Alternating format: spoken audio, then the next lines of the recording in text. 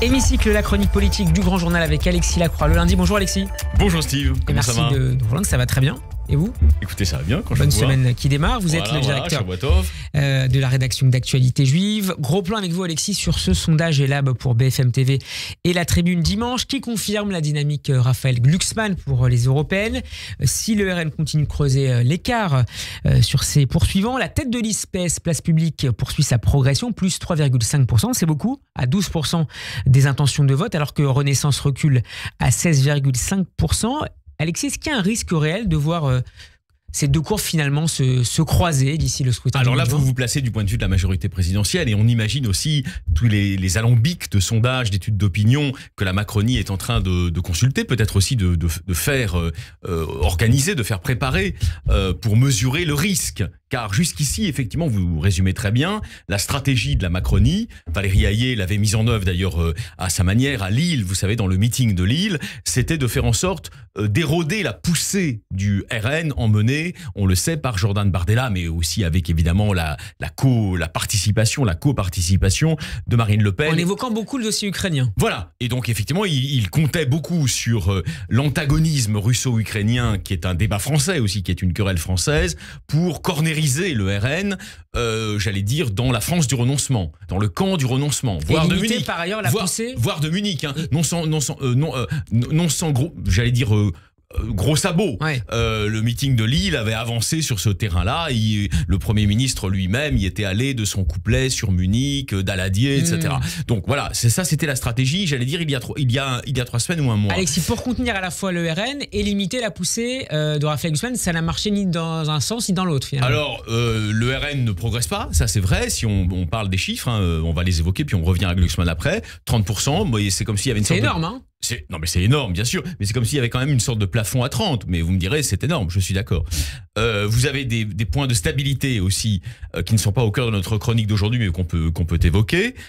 C'est à droite, donc Bellamy, LR et Marion Maréchal sont dans un mouchoir de poche, elle à 6,5, Bellamy à 7,5, voilà, ça bouge pas. Ce qui bouge pas beaucoup non plus, c'est les écolos qui sont qui tangentent les 8. Et la France Insoumise qui est en recul. Donc ça c'est intéressant parce que le pari de Mélenchon, dont beaucoup de gens comme Jérôme Fourquet nous disaient oh là là ça va, il va amasser, plus il est violent plus il amasse. Visiblement non, il n'amasse rien et il apparaît comme un soutien du Hamas. Vous voyez, c'est pour faire un mauvais jeu de mots. Donc, pour l'instant, ce pari de la violence, verbale en tout cas, et de la disruptivité, j'allais dire, anti-institutionnelle, déplaît profondément. Il suffit de regarder les chiffres. Ce qui plaît, en revanche, alors là, on en vient au cœur de notre sujet, c'est un certain électorat socialiste, historiquement socialiste, rallié à la Macronie en 2017, et d'ailleurs toujours Macronie en 2022, ce qui plaît, c'est la renaissance de ce pôle social-démocrate, social-réformiste, on l'appelle comme on veut. Avec le rêve, l'ambition de faire du PS la nouvelle force, de nouveau la nouvelle force motrice de la gauche. C'est une évidence qu'il y a un segment de l'électorat que moi d'ailleurs, vous avez vu dans nos dialogues, nous n'avons jamais sous-estimé. On peut l'estimer à 12 à 14% du corps électoral actuel. Des fonctionnaires, des professeurs, etc., qui sont, j'allais dire, dans toutes les fibres de leur âme, des socialistes. Ça existe. Et on a cru, et c'était évidemment une erreur de perspective grave, on a cru que cette sensibilité sociologique disparaissait définitivement du paysage, macronisme oblige. Eh bien, ce que nous voyons, c'est qu'un peu, vous savez, comme au moment de l'URSS, à la fin de l'URSS, les religions anciennes, l'orthodoxie, etc., revenaient à la surface, avec le dégel. Est-ce que c'est aussi, Alexis... Eh bien là, vous avez une sorte de dégel, et les religions anciennes, dont la religion socialiste, est en train de revenir un peu comme ces petites fleurs du mois d'avril qui poussent sous la neige en montagne. Est-ce que c'est aussi la conséquence de la droitisation progressive de la ligne macroniste? Tout à fait. Ce qui est perçu, alors je ne sais pas s'il y a... plus vraiment dans le même temps. Voilà. Ce qui est perçu, en tout cas, soyons prudents, ce qui est perçu du point de vue des électeurs socialistes historiques comme une ligne plus à droite, on le voit notamment sur l'assurance chômage, etc., évidemment est un catalyseur, j'allais dire, de ce réveil, de ce dégel socialiste. Car cette partie de l'électorat, attachée souvent à la fonction publique, notamment, autrement dit, à des emplois qu'on le veuille ou non protégés aujourd'hui, hein, vous voyez, le monde enseignant, en règle générale, etc., se dit, mais oui, mais finalement, ce président qui a des qualités, bien sûr, ils le rejoignent sur l'Ukraine, notamment, savamment, mais est en train, j'allais dire, de libéraliser à outrance cette société, et ce n'est pas le projet qui nous convient. Et d'un autre côté, et ça c'est l'enseignement évidemment très intéressant du sondage Elab, la stratégie de la sécession rhétorique que la France insoumise a mise en œuvre avec vous voyez, le laisser-aller lexical mais aussi personnel de ces députés qui arrivent en t-shirt à l'Assemblée, tout ça déplaît profondément aussi à cet électorat socialiste classique qui reste attaché malgré tout à une certaine décence commune. Donc vous voyez, ça fait un package qui crée une opportunité.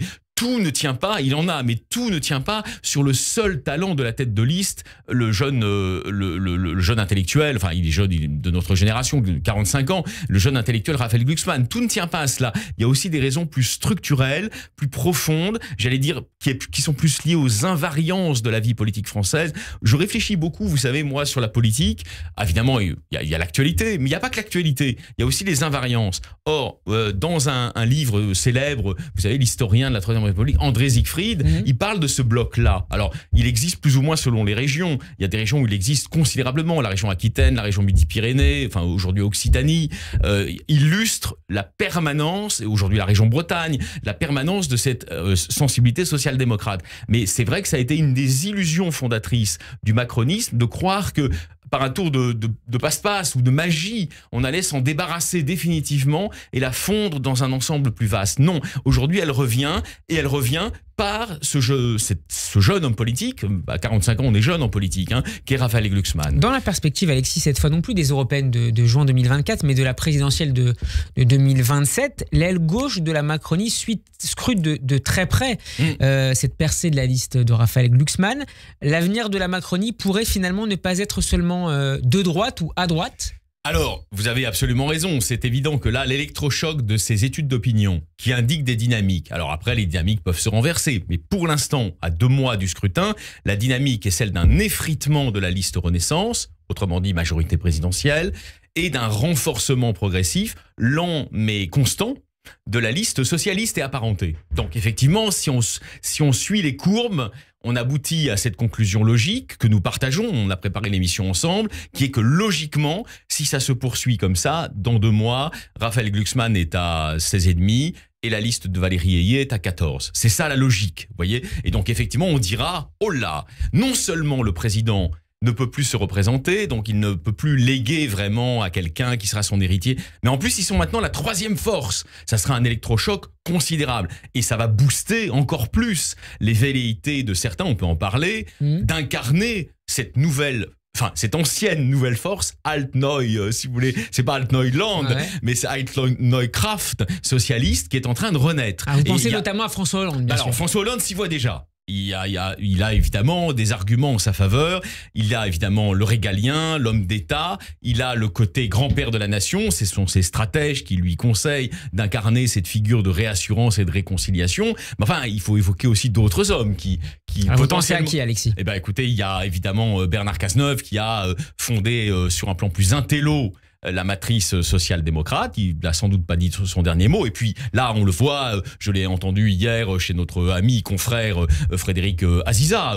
Manuel Valls. Imaginez que Manuel Valls n'aurait pas sur le papier, dans cette reconfiguration de la vie politique française avec, au fond, la réapparition de la 3e force socialiste, n'aurait pas ses chances, serait, à mon avis... Alexis, que les hommes de 2012-2017 puissent revenir mais vous savez, en première ligne de ce combat social-démocrate. La vie politique, Steve, je vous réponds pas de manière affirmative, mais la vie politique est faite de cycles.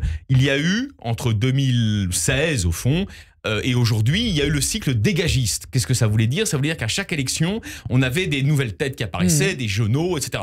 Ça se confirme d'ailleurs avec Raphaël Glucksmann. La chance de Macron, la chance d'Attal, la chance de Glucksmann.